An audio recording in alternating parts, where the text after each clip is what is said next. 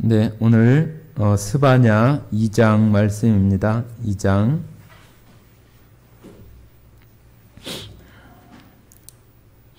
스바냐 2장 1절에서 3절까지 말씀을 같이 읽도록 하겠습니다.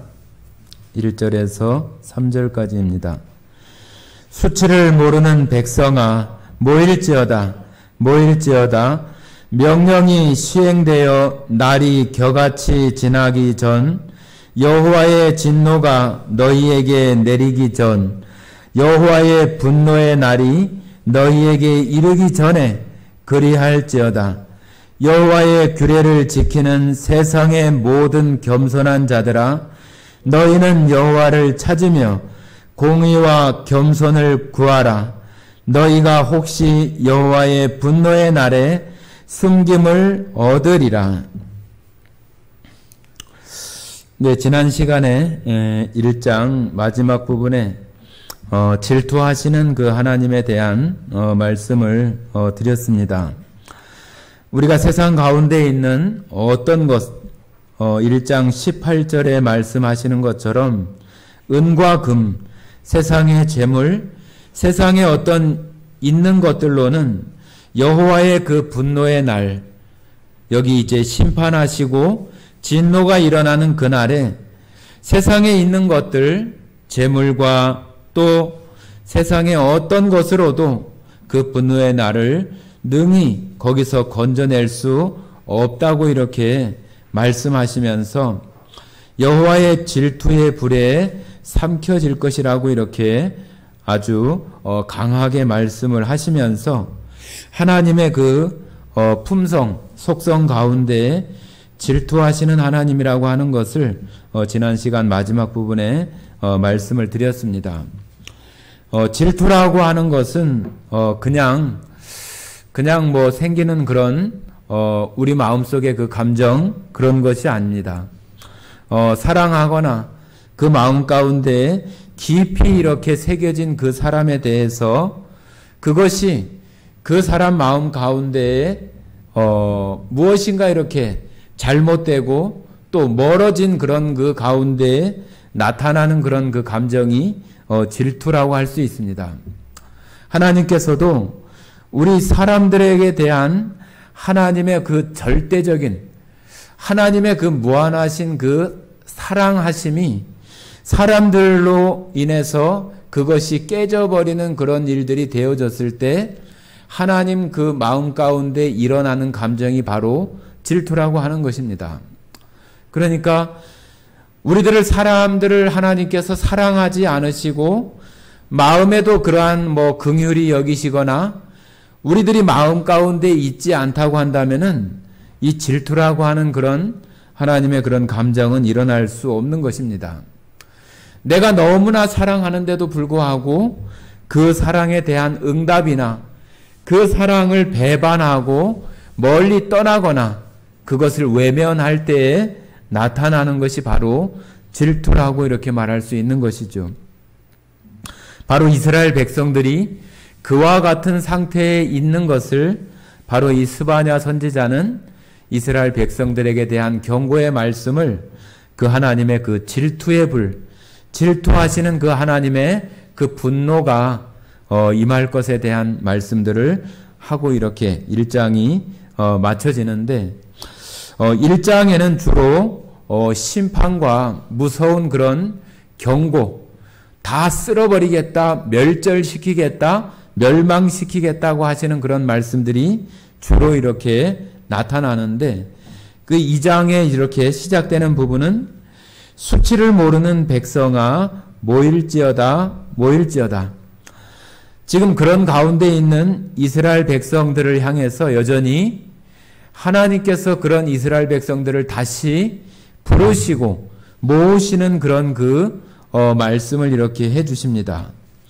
수치를 모른다고 하는 것은 지금 자신들이 어떤 뭐 벌거벗었다든지 지금 자신들의 어떤 그 상태를 어느 상태에 있는지를 분간하지 못하고 살아가는 모습, 하나님의 어떤 사랑하심이나 하나님께서 베풀어 주시는 은혜에 대해서 전혀 인식하거나 또 생각하지 못하고 살아가는 것이 바로 수치라고 하는 거예요. 수치. 그냥 단순히 어떤 우리가 세상에 살아가면서 창피함을 느끼거나 부끄러움을 느끼는 그러한 그 수치가 아니라 하나님의 그 사랑에 대해서 반응할 줄 모르고 하나님의 그 사랑에 대해서 무감각하고 또 이스라엘 백성들 가운데에 약하고 또 궁핍한 그런 사람들에 대해서 돌아보지 못하고 생각하지 못하는 그러한 것이 바로 수치라고 하는 거예요. 수치. 그런 가운데 있는 이스라엘 백성들아 모이라고 하는 거죠. 모이라고. 하나님께서 다시 그들에게 소망과 희망을 다시 살 수 있는 그 길을 열어주시겠다고 하는 그런 의미로 그런 가운데 있는 사람들아 모여라.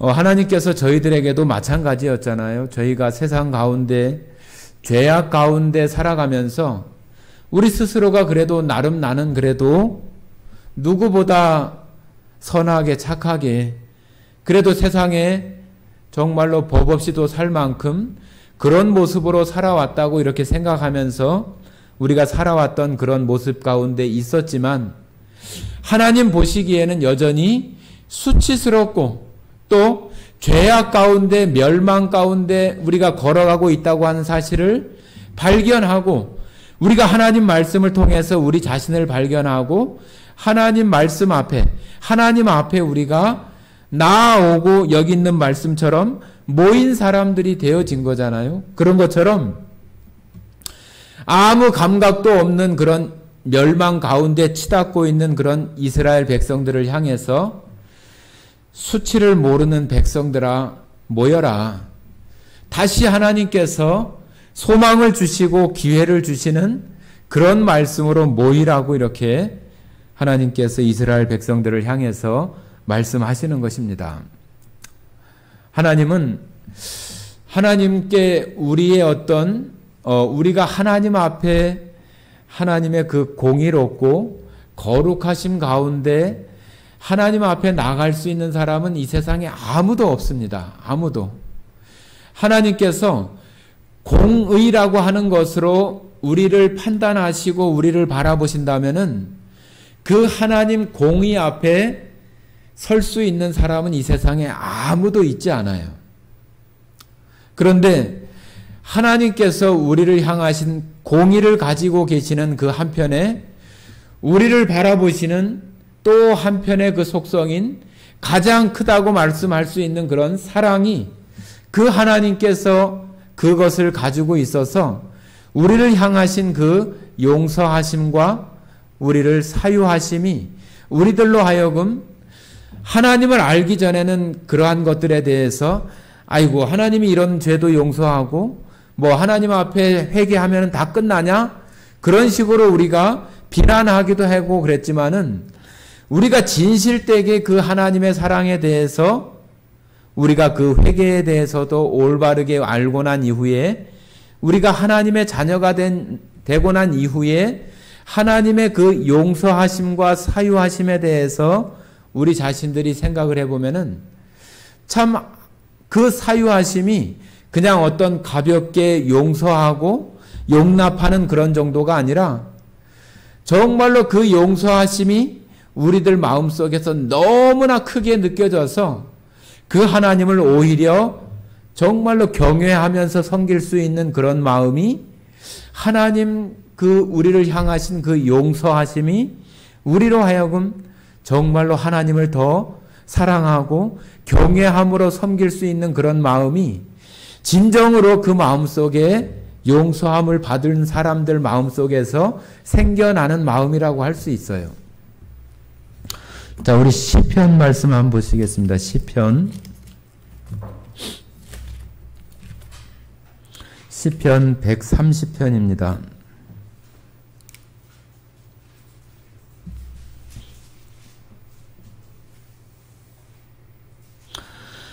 시편 130편 3절에서 5절까지 말씀 한번 읽어보겠습니다. 3절에서 5절까지 같이 읽겠습니다. 여호와여, 주께서 죄악을 지켜보실진대 주여 누가 서리이까? 그러나 사유하심이 주께 있음은 주를 경외하게 하심이니이다. 나 곧 내 영혼은 여호와를 기다리며 나는 주의 말씀을 바라는도다. 4절에 그러나 사유하심이, 용서하심이 주께 있음은 주를 경외하게 하심이니이다. 경외한다고 하는 것은 두려움으로 그 하나님을 섬긴다고 하는 말이 경외한다고 하는 것인데, 하나님께 그 공의만 정말로 옳고 그르고 정말로 어떤 흑백의 어떤 그런 것만 가지고 있다면은 우리 누구도 그 하나님 앞에 설 수 있는 사람이 아무도 없고, 하나님의 그 은혜 가운데 옳다 인정받을 사람이 아무도 없다고 하는 거예요. 그런데 하나님의 그 사유하심, 우리를 향하신 그런 긍휼히 여기심 가운데에서 용서하심이 있는 것이, 그 용서하심을 받은 대상자들이 하나님을 향하여서 정말로 그 심령 안에서 그 하나님을 더욱더 경외케 하는 그것이 바로 하나님의 사유하심이라고 하는 거죠. 스바냐서에서 말씀하고 있는 그것처럼 하나님의 그 용서하심, 하나님께서 다시 이스라엘 백성들 가운데, 그 택한 백성들 가운데 다시 소망을 주려 하고 희망을 주려고 하는 말씀이 바로 수치를 모르는 백성아 모일지어다, 모일지어다. 너희가 그런 죄악 가운데 있지만은 다시 그 가운데에서 돌이켜서 다시 하나님 앞에 나오라고 하는 거죠. 이 세상에 있는 많은 사람들이 다 죄악 가운데 살아가면서 어떤 사람들은 자기의 죄가 너무 크기 때문에 하나님 앞에 나아가지 못하겠다고 이렇게 얘기하는 사람들이 있어요. 마치 자기의 어떤 그 큰 죄를 그냥 자기가 감당하고 죽는 것이 마땅하고 당연하다고 하는 그런 생각으로 그런 죄를 어떻게 하나님 앞에 나아가느냐고 그렇게 얘기하면서 나가지 못하는 사람들이 있어요. 그러나 이 세상에 있는 사람들이 짓는 어떤 죄라 할지라도 하나님의 그 용서하심보다 클 수 없어요. 하나님은 어떠한 죄든지 다 안아주시고 품어주실 수 있는 그 크기가 하나님의 용서하심이에요. 그 하나님을 거절하거나 성령을 거스리거나, 그것은 하나님을 인정하지 않고 예수 그리스도가 하나님의 아들이심을 부정하는 것, 그거 외에는 어떠한 죄든지 다 하나님의 그 용서하심 가운데 다 있을 수 있어요. 다만 우리가 용서할 수 있고 용서를 받을 수 있다고 하는 것은 하나님 앞에 우리가 영원히 멸망받을 수 있는 그 영원한 멸망, 그 지옥의 심판에서 우리가 그 심판을 받지 않는 용서라고 하는 거지, 우리가 어느 누구한테 죄를 지었는데 그 죄를 하나님께 용서를 구했다고 해서 그 사람과의 어떤 그 죄가 없어지는 것은 아니에요. 그것은 마땅히 그 하나님의 용서하심이 그 마음 가운데 들어오는 사람은 마땅히 그 죄를 범한 그 대상자에게 그거에 대한 대가를 갚아주어야 되는 거죠.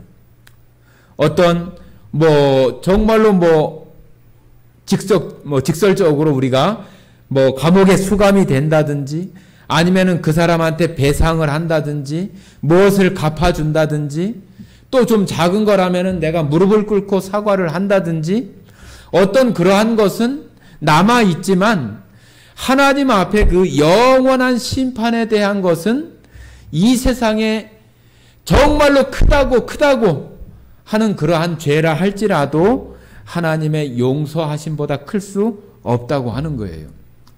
그러니 우리가 그 하나님 앞에 나아가지 못할 거칠 만한 그러한 큰 죄는 그 하나님을 인정하지 않고 예수 그리스도가 하나님의 아들이심을 부정하는 것 외에는 아무것도 있지 않아요. 그러니까 아무리 우리가 죄악 가운데 넘어지거나 정말로 침륜 가운데 빠져 있다 할지라도 다시 하나님 앞에 나올 수 있는 것은 하나님의 그 용서하심과 사유하심이 내가 범하고 있는, 내가 넘어져 있는 그 죄보다도 훨씬 크다고 하는 것을 우리가 알아야 되는 거예요. 그래야만이 우리가 그 하나님 앞에 나아갈 수 있는 그 힘, 나아갈 수 있는 그 마음이 생기는 거예요. 그런데 그 마음 속에 강팍한 마음이나 교만한 마음이나 그러한 마음이 들어오면은 나가려고 하지 않아요.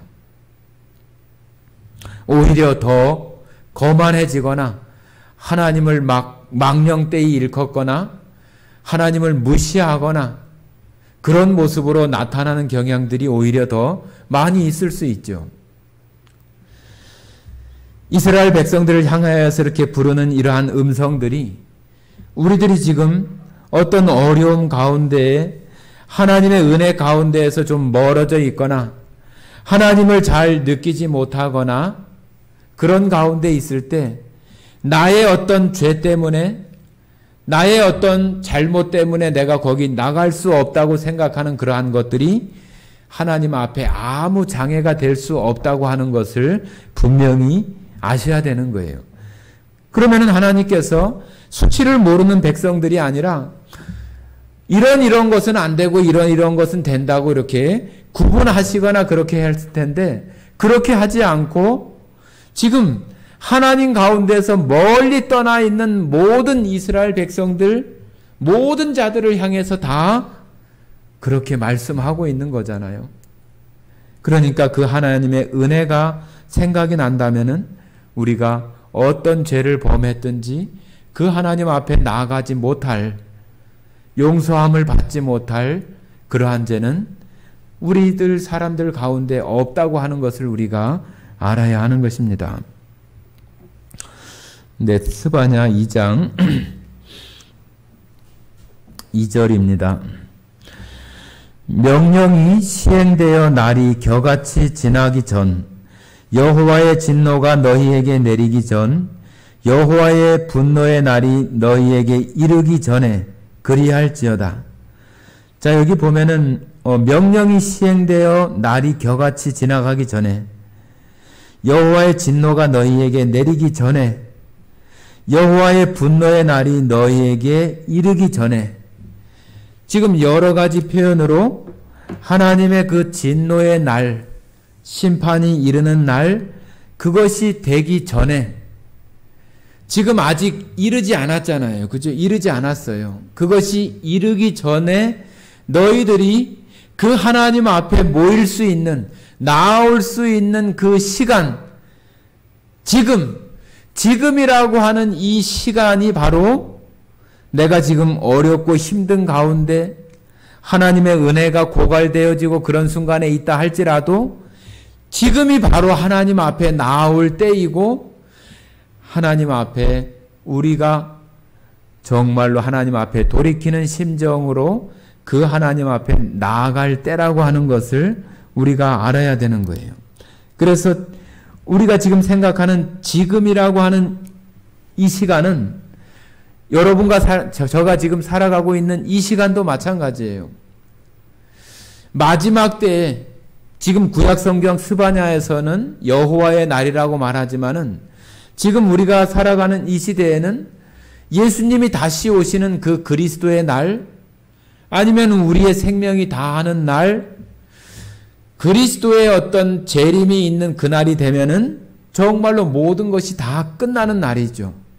그야말로 그 날이 이르기 전, 지금 우리가 살아가는 바로 지금 이 순간이 어찌 보면은 하나님의 그 날이 지금 아직 이르지 않은 그 시간이 지금 미뤄진, 유보되어진 그런 시간 속에 우리들에게 하나님께서 기회를 주시는 것이고 시간을 우리들에게 남겨주신 그 시간이 우리들에게 지금 있는 것 뿐이지, 하나님께서 그리스도의 날이 정말로 오늘 임한다고 한다면은 그 시간 지금은 있을 수 없는 거잖아요.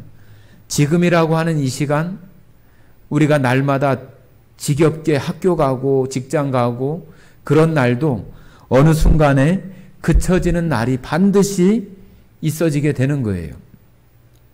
그런데 바로 그 시간, 우리들에게 지금 남겨진 그 지금이라고 하는 이 시간도 바로 하나님께서 우리들을 모으시고 우리들에게 소망을 주시고 기회를 주시고 정말로 그 시간을 우리에게 남겨두신 그 때를 유보한 뒤로 이렇게 밀어놓은 그 상태에 우리가 지금 살아가고 있고, 더 크게는 우리 인류의 역사가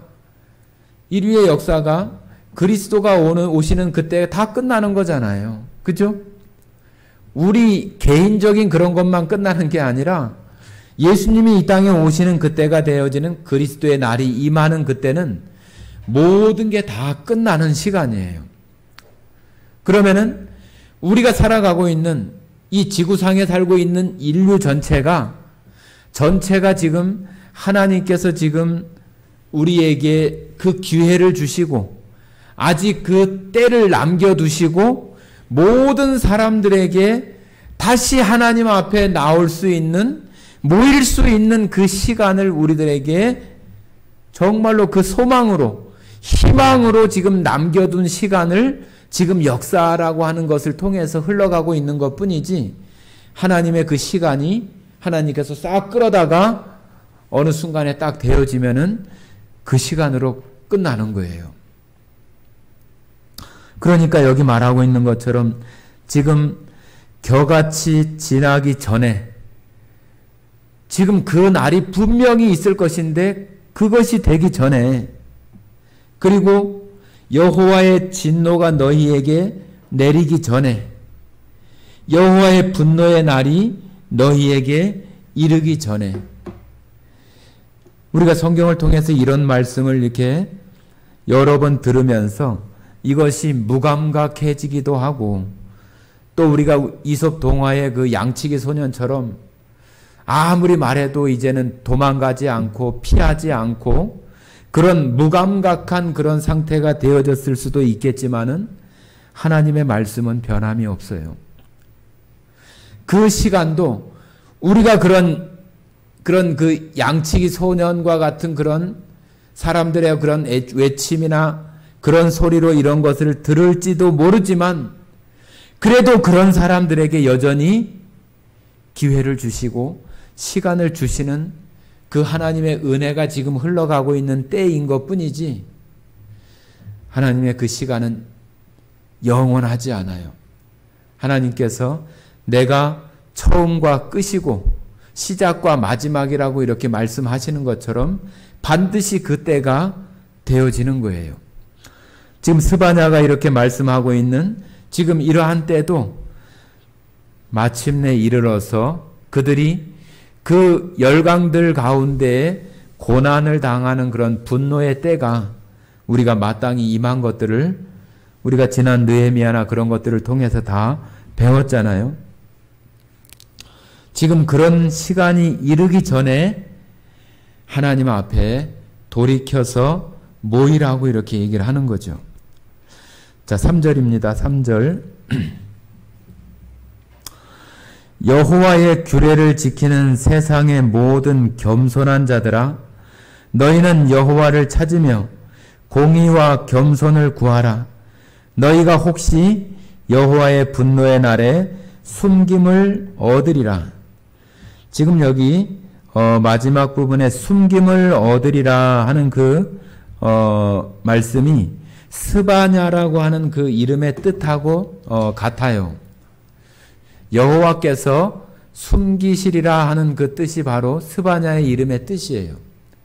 그러니까 스바냐라고 하는 그 이름을 가진 선지자가 하나님의 말씀을 증거하는데 그 사람 자체가 어찌 보면은 하나님께서 숨길 수 있는 멸망의 날, 여호와의 날에 숨길 수 있는 그러한 것을 스바냐라고 하는 사람을 통해서도 보여주고, 스바냐가 하나님의 말씀을 말하는 그 말 속에도 그것이 담겨 있는 거예요. 그러니까 하나님은 정말로 얼마나 은혜로우시고 얼마나 쉽게 스바냐라고 하는 그 이름 가운데에도 여호와께서 숨기신다. 또 그 여호와께서 숨기신다고 하는 그 이름을 가진 스바냐가 또 그 말을 또 이스라엘 백성들에게 또 하는 거잖아요. 예수님도 똑같잖아요. 예수라고 하는 그 이름 자체가 저희 백성을 저희 죄에서 구원할 자라고 하는 그 뜻을 가지고 있는 것이 예수라고 하는 그 이름의 뜻이잖아요. 그 예수님께서 이 땅에 오셔서 그 이름 자체도 그러하신데, 또 그 예수님께서, 그 이름을 가지신 예수님께서 세상의 사람들에게 또 하나님께서 예수님에게 하신 말씀이나 그 일들을 그대로 실천하고 보여주면서 예수님이 하시는 일을 통해서 정말로 이스라엘 백성들에게 깨닫게 하고 알게 하는 그런 일들을 하잖아요. 이 선지자들의 그런 모습처럼 똑같이 그와 같이 하고 있는 거예요. 자, 여기 3절에 여호와의 규례를 지키는 세상의 모든 겸손한 자들아. 여기 겸손한 자라고 하는 것은 그냥 뭐 우리를 낮추고 뭐 거만하게 굴거나 또 자기 멋대로 무엇인가를 이렇게 하려고 하는 어떤 그런 모습이 아닌 것을 겸손이라고 여기 말하는 게 아니에요. 여기 성경에 나오는 이 겸손은 그런 의미의 그 겸손이 아니라, 어찌 보면은 세상 가운데에서 약하고 또 가난하고 또 세상의 강한 자들에 의해서 짓밟혀서 있는 그러한 사람들, 오히려 그런 사람들이 하나님의 말씀이나 그 심령 안에 마음이 약해져서 하나님 말씀 앞에 나올 수 있는 그런 마음이 더 먼저 될 수 있잖아요. 그죠? 강팍하고 힘있고 권세 있는 그런 자들보다 약하고 가난하고 세상에 권세 있는 사람들에게 짓밟혀서 마음이 정말로 가난해 있고 그런 가운데 있는 사람들이 오히려 더 하나님 앞에 나오기 쉬운 마음이라고 말할 수 있어요. 그래서 겸손한 사람이라고 하는 것은 말씀드린 것처럼 그냥 자기를 단순히 낮추고 또 거만하지 않은 그런 태도를 가진 것을 겸손이라고 하는 것이 아니라, 다른 사람들의 어떤 그 고통, 다른 사람들의 어려움에 공감하고 함께 해줄 수 있는 그런 그 마음을 가진 것이 바로 겸손이에요. 겸손.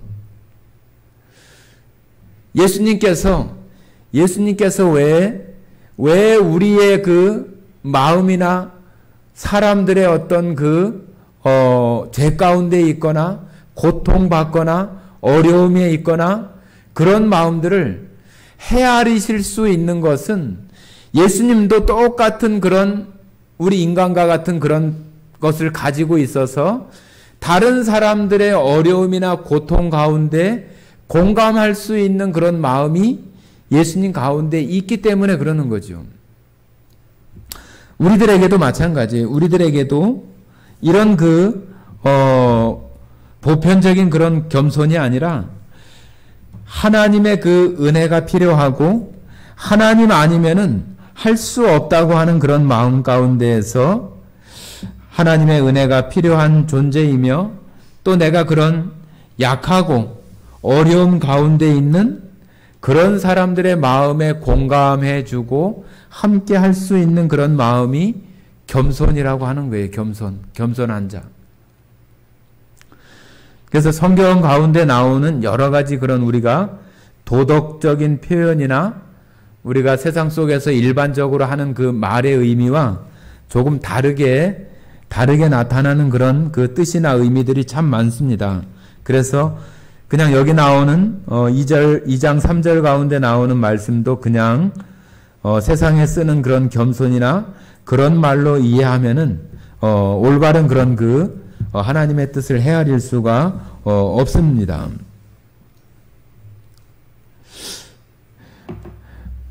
우리가 하나님의 백성이 된 이후에도 똑같아요. 하나님께서 우리를 용서해 주셨기 때문에 내가 세상을 향해서 어떤 하나님의 사랑을 베풀고 그러한 측면도 물론 가지고 있지만은 하나님께서 우리들에게 그런 그 겸손으로 세상을 바라보고 또 그런 마음으로 내가 세상 가운데 살아갔을 때 하나님 앞에 영광을 돌려드리고 하나님 기뻐하시는 그런 삶으로 우리들이 또한 그렇게 살아가기를 원하시는 것이 하나님의 그런 마음이라고 우리가 말할 수 있습니다. 그래서 여기 여호와의 규례에도 그냥 하나님의 어떤 율법이나 그러한 것을 그러한 것에만 집중되어 있는 것이 아니라 하나님께서 우리들 가운데 원하시는 말씀들 폭넓게는 그렇게 우리가 말할 수 있습니다. 그래서 그런 가운데 있는 사람들 하나님께로 나아오라, 하나님께 모이라고 그렇게 말씀하시고 있는 것입니다. 공의와 겸손을 구하라. 너희가 혹시 여호와의 분노의 날에 숨김을 얻으리라. 자, 지금 숨김을 얻는다고 하는 것은 그 분노의 날에 그 분노가 임하지 않고 숨김을 받을 수 있고 거기에서 면할 수 있는 그러한 길이 있다고 하는 것을 하나님께서 말씀하시는 거잖아요. 그러면서 그 가운데 있는 그 이스라엘 백성들이 다시 하나님 앞에 나오기를 원하시는 그 하나님의 마음을 설명하고 있는 것입니다. 자, 4절부터는 이제 그 이스라엘 백성, 이스라엘이라고 하는 그 나라를 둘러싸고 있는 4절부터 15절까지는 그 이스라엘을 둘러싸고 있는 다른 그 이방 족속들이나 나라, 도시들, 그런 나라들을 하나님께서 그들을 심판하시고 심판하시는 그런 내용들에 대해서 말씀하시는 그 내용입니다. 한번 보십니다. 4절입니다. 가사는 버림을 당하며 아스글론은 폐허가 되며 아스돗은 대낮에 쫓겨가며 에글론은 뽑히리라. 여기 이제 여러 그 지명들이 나오는데 이것이 우리가 그 블레셋의 그 지명에 해당하는 그 도시들이라고 이렇게 말할 수 있는데 그 도시들이 지금 그 버림을 당하며 폐허가 되고 대낮에 쫓겨나고 뽑힌다 그런 말이 나오는데 대낮에라고 하는 것은 안전하고 평온하고 평화로운 때를 이렇게 말할 수 있겠죠. 대낮에 쫓겨나며 또 폐허가 되고 버림을 당하고 뽑히게 되는 그런 그 하나님의 그 어떤 그 진노의 날 또 그들이 심판을 당하는 그런 모습들이 있게 될 것을 말하는 거죠. 5절 해변 주민 그렛 족속에게 화 있을진저 블레셋 사람의 땅 가나안아 여호와의 말씀이 너희를 치나니 내가 너를 멸하여 주민이 없게 하리라. 자, 여기 똑같이 그런 그 주변에 있는 블레셋 사람들 또 가나안 땅에 있는 사람들 그런 사람들을 하나님께서 말씀이 너희를 치나니 하나님의 말씀으로 그들이 심판받고 멸망당하는 그러한 말씀들을 하는데 여기 하나님이 말씀이 너희를 친다고 이렇게 얘기하시는데 하나님은 성경 가운데 세상을 창조하실 때도 말씀으로 창조하시고 선지자들에게 세상의 어떤 그 일들에 대해서도 선지자들에게 말씀하신 것을 하나님의 때가 되어졌을 때 그 일들이 일어나는 일들을 하나님께서는 이 역사 가운데 이루어 가시잖아요. 그런 것처럼 하나님은 하나님께서 직접 오셔서 무엇인가를 막 부서뜨리고 그렇게 하는 것이 아니라 세상의 흐름의 역사 속에서 하나님께서 말씀하신 그러한 것들이 이루어지는 그러한 때에 그 일들이 하나님이 말씀하신 대로 이루어지는 거죠. 지금 여기도 뭐 4절에 가사나 뭐 아스글론이나 또 아스돗이나 또 여기 에글론이나 그런 그 지역들도 다 하나님의 말씀 가운데 되어진 일 그대로 그와 같이 될 것이라고 하는 것을 우리가 생각할 수 있는 것입니다. 그러니까 이러한 일들이 이스라엘 그 땅, 그 사면에 그 둘러싸고 있는 이방 그 백성들 가운데에도 일어나게 될 것들을 말하고 있는 것이죠. 7절입니다. 그 지경은 유다 족속의 남은 자들에게로 돌아갈지라. 그들이 거기에서 양떼를 먹이고 저녁에는 아스글론 집들에 누우리니 이는 그들의 하나님 여호와가 그들을 보살피사 그들이 사로잡힘을 돌이킬 것임이라. 자, 여기 그 이방 족속들이 멸망당하고 심판받는 그러한 때에 하나님께서 유다 족속의 남은 자에게로, 여기 남은 자는 2장 1절에 말하고 있는 것처럼 하나님께서 모으시는 그런 가운데 들어온 사람들이겠죠. 그 사람들에게 그들이 남겨진 이방 족속들이 심판받고 멸망당한 그런 것들 가운데 그 남은 자들, 그 이스라엘 그 가운데 하나님 앞에 나온 자들이 그것들을 차지하게 될 것이라고 이렇게 말하고 있는 거죠. 그러니까 앞부분에서 말하고 있는 것처럼 이스라엘 백성들에게 돌이켜서 하나님 앞에 나아오라고 하는 거죠. 그래서 여기 남은 자들, 이스라엘 백성들 가운데 남은 자들 모든가 완벽하게 멸절되는 것이 아니라 하나님께서 숨기시고 남기시는 사람들이 있는데 그 가운데 들어올 수 있도록 나아오라고, 모이라고 하나님께서 그들 가운데 소망을 주시고 희망을 주는 거죠. 이스라엘 백성들에게 하나님께서 이 여호와의 날이나 또 이 심판에 대한 이야기를 할 때 지난 시간에도 말씀드린 것처럼 그런 진노가 임하는 사람들에게는 영원히 끝나는 심판의 날이지만은 정말로 하나님 안에 있는 백성들에게는 구원의 날이고 소망의 날인 거잖아요. 그죠? 그런 것처럼 그들이 수치를 자기를 돌아보고 하나님 앞에 나오는 그런 사람들이 되어졌을 때 그 남은 자로서의 그 소망과 희망이 있다고 하는 것을 그 이스라엘 백성들에게 지금 그 말씀하고 있는 거잖아요. 그래서 지금 여기 블레셋 지역에 있는 사람들에 대한 말씀들을 하고 있고 그 다음에 8절에는 이제 모압이나 암몬도 지난 우리가 느헤미야 하면서 모압 족속과 암몬 족속이 롯의 그 두 딸들로 인해서 나온 그 민족의 시작이라고 하는 것을 말씀드렸습니다.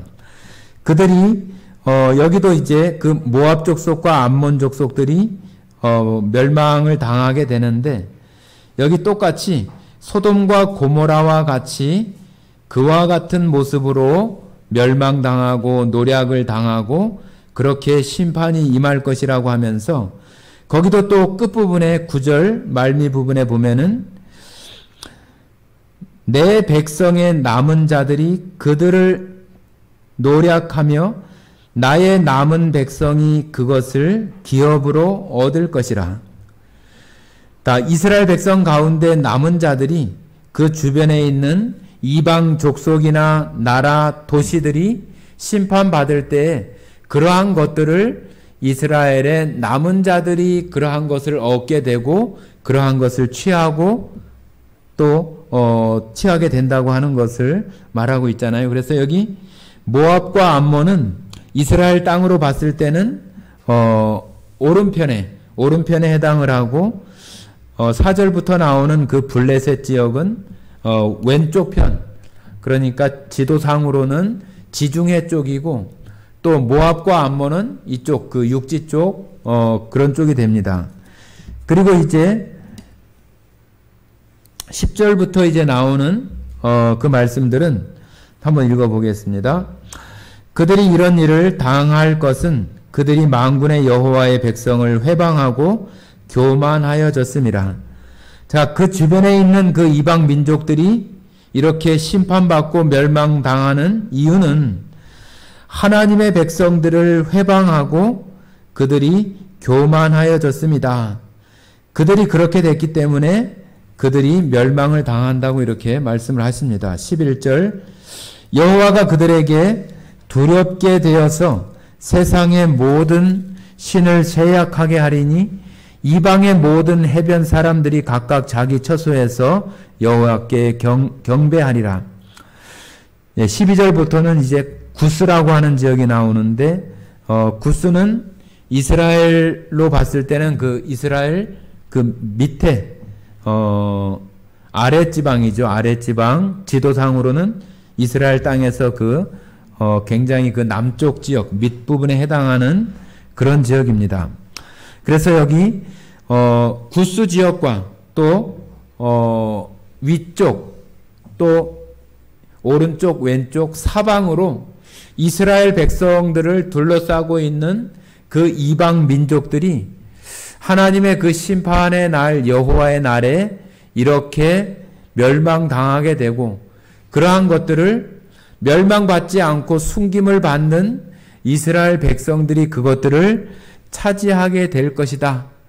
그러면서 1장에서는 이스라엘 백성들에게 임할 정말로 그 여호와의 그 진노의 날, 온 땅의 모든 것들이 멸절당할 만큼 그런 심판이 있다고 하는 무서운 말씀을 하시지만, 2장에서는 그 멸망의 심판 가운데에도 소망이 있고, 또 그런 심판 가운데에도 숨김을 얻을 수 있는 그 소망을 하나님께서 이스라엘 백성들에게 말씀하시면서 하나님 앞에 나아오라고 얘기하는 거죠. 나아오라고. 그래서 우리의 삶 속에서도 마찬가지예요. 우리가 어떤 형편 가운데 처해 있든지 우리가 항상 나아가야 될 것은 하나님 앞에 나아가야 되고, 또 그 하나님께서 우리를 용서하시고 다시 우리를 회복하시고 살려주시는 그 하나님이시기 때문에 우리의 어떤 그 감정이나 그러한 것들과는 관계없이 하나님의 말씀이 사실이고 진리이기 때문에 우리가 우리의 형편이 어떠하든지 하나님 말씀 앞에 나아갈 수밖에 없는 우리의 모습이라고 하는 것을 알아야 돼요. 우리들은 세상에 있는 어떤 다른 방법이나 어떻게 하면 살 수 있을까? 이렇게 하면 될까? 저렇게 하면 될까? 처음에 말씀드린 것처럼 세상에 어떤 힘 있는 사람, 아니면은 음이나 금, 세상의 돈이나 어떤 가치, 그러한 것으로 내가 모면할 수 있을까? 피할 수 있을까? 그렇게 생각하지만은 절대로 세상 가운데에서 하나님께서 이 땅에 임하는 그런 진노의 날이나 그런 심판들을 피하거나 가릴 수 있는 것은 아무것도 없다고 하는 거예요. 그렇기 때문에 하나님 앞에 나아가는 것이 유일한 방법이고, 그 하나님 앞에 우리가 어떤 상태에 놓여 있든지 그 상태에서 우리 마음들을 돌이키고 그 하나님 앞에 나아가기만 한다면은 그 하나님께서는 언제든지 우리를 받아주시는 그 하나님이라고 하는 것을 우리가 알아야 되는 거죠.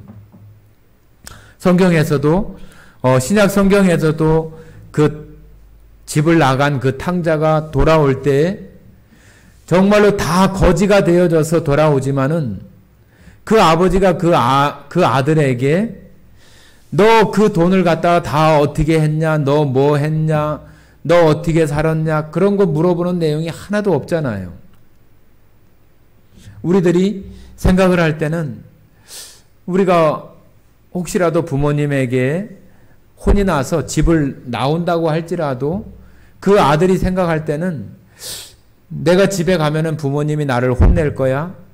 부모님이 나를 아주 매를 많이 때릴 거야. 어떤 그런 생각으로 돌아가지 못하는 경우들이 많지만은 하나님께서 우리들을 향하신 그런 사랑을 우리가 생각해 보면은 하나님께서 그 탕자 그 아들을 맞이할 때 아무것도 물어보지 않고 그 아들을 받아주시고 용납해 주시고 다시 그 아들의 신분으로 이렇게 회복시켜 주시는 그러한 것들을 우리가 기억하고 우리가 얼마만큼 정말로 어려움 가운데 있고 정말로 헤어나올 수 없는 그런 돌이킬 수 없는 그런 죄라고 혹시 마음 가운데 생각하고 머뭇거리고 이거는 안 될 거야. 이거는 용서받을 수 없어. 이거는 해결이 안 될 거야 하는 그런 생각으로 자기 생각에 이렇게 사로잡혀서 잊지 말고 정말로 모든 것을 우리에게 후히 주시는 그런 하나님 앞에 나올 수 있는 마음이 필요한 거예요. 우리 믿는 사람들이 항상 해답을 찾을 수 있는 것은 하나님이어야 되고 하나님밖에 없어요. 하나님은 항상 우리들 앞에 생명과 사망, 복과 저주 그러한 것을 우리들에게 두시고 하나님께서는 항상 우리들이 그 생명과 복을 선택하기를 원해요. 그런데 우리는 가끔 우리의 욕심이나 세상에 보기 좋은 것을 따라서 사망을 선택할 때도 있고 저주를 선택할 때도 있어요. 그런데 우리들이 하나님 앞에 우리가 정말로 우리 자신들을 살핀다면은 우리는 살기 위해서 생명을 택해야 하고 살기 위해서 복을 택해야 되는 거예요. 그것이 하나님께서 우리에게 원하시는 것이고 또 우리도 아무리 낭망이 되어지고 아무리 절망 가운데 있다 하더라도 우리 자신들에게 유익한 거를 선택할 줄 알아야 돼요. 내가 누군가에게 잘못을 했다고 해서 아이고 이거 미안해서 어쩌지? 이거 안 될 거야? 이럴 거야? 저럴 거야? 혼자 생각에 이렇게 휩싸여 있어가지고 자기한테 유익한 것을 판단하지 못하고 선택하지 못하고 계속해서 정말로 그런 사망이나 저주 가운데에서 머물러서 그것을 붙잡고 있는다면은 하나님이 원하시는 그런 마음도 아니에요. 하나님은 네가 살기 위해서 생명을 선택하라고 하시고 복을 선택하라고 하시는 거예요. 우리들도 우리가 어떤 삶 가운데에서 어찌 보면은 좀 염치가 없고 이것이 될 수 있을까? 이래도 되는가? 이래도 될까? 그런 마음이 우리들한테 든다 할지라도 하나님께서 살기 위해서 생명을 선택하고 복을 선택하라고 하시는 그 말씀을 따라서 나에게 유익한 것을 내 생각에 매여 있고 그 사망과 저주 가운데 있는 것이 나에게 유익한 것이 아니잖아요. 거기를 벗어나서 하나님의 생명과 복을 선택해서 살기를 원하시는 그 하나님 앞에 나아가는 것이 나에게 유익한 거잖아요. 우리가 정말로 헤어나올 수 없는 그런 절망이나 어려움 가운데 있다 하더라도 이 우주 만물을 창조하신 그 하나님, 그 하나님의 말씀을 따라서 살기 위해서 또 우리 자신들, 그런 형편에 처해 있는 그 자신들에게 자신에게 유익한 것을 취사 선택할 수 있는 그런 것이 되어져서 살기 위해서 하나님을 선택할 줄 아는 그러한 것이 필요한 거예요. 그래서 이 장에서도 여전히 똑같이 이스라엘 백성들에게 소망을 주고 희망을 주고 그 이스라엘 하나님 백성들아, 겸손한 자들아, 너의 수치를 살피고 수치를 모르는 이스라엘 백성들아, 모이라. 하나님 앞에 나오라. 그런 가운데 있다 할지라도 나오라고 이렇게 하나님께서 이스라엘 백성들에게 다시 기회를 주시고 소망을 주시는 거잖아요. 여러분과 저가 지금이라고 하는 이 시간을 살아가고 있는 것도 하나님께서 우리가 그 생명과 복을 선택하도록 우리에게 그 시간을 유보해 주시고 우리에게 기회를 주시고 있는 그 시간이라고 하는 것을 잊지 말아야 돼요. 우리가 어떤 욕심이나 그러한 것이 아니라, 이기적인 것이 아니라 우리 자신들을 위해서, 우리가 살기 위해서 하나님의 그 생명과 복을 선택할 수 있는 여러분들이 되어져서 정말로 여호와의 그러한 진노의 날, 그런 그 고난의 날에 하나님께 숨김을 받을 수 있는 여러분 모두가 다 되기를 원합니다. 함께 기도하고 마치겠습니다. 사랑 많으신 아버지 하나님, 감사드립니다. 하나님의 그 심판과